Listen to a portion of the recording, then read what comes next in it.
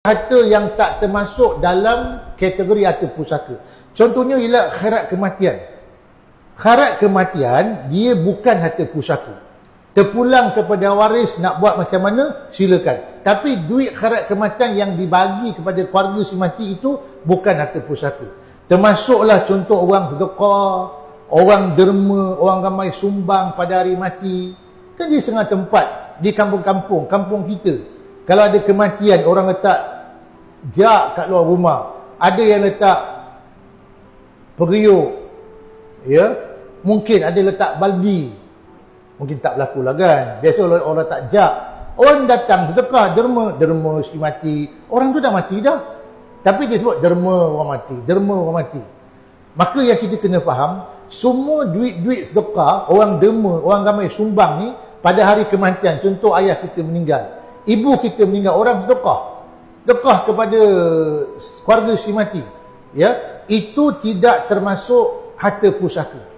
Dia bukan harta pusaka, maka dia tidak wajib atau perlu diuruskan dan dibagikan kepada waris mengikut hukum faraid. Kerana dia bukan harta pusaka, terpulang pada waris. Tapi saya lebih cadangkan kalau contoh satu orang isteri, suami dia meninggal, suami dia pun susah, tak ada pencen, simpanan pun tak ada, rumah masih sewa, anak-anak ramai masih bersekolah. Mana yang lebih afdal? Kalau orang sumbang, orang sedekah duit ni pada hari suami dia mati, mana lebih afdal?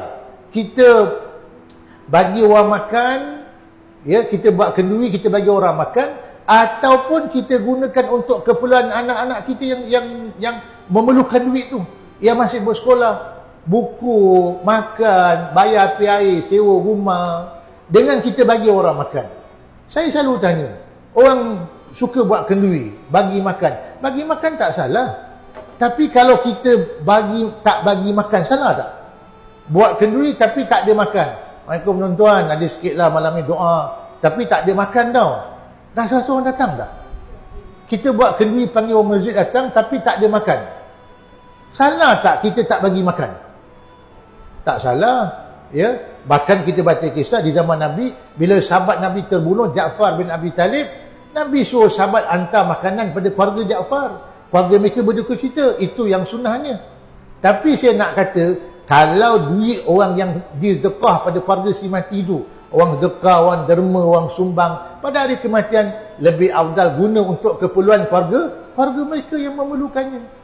Itu lebih afdal.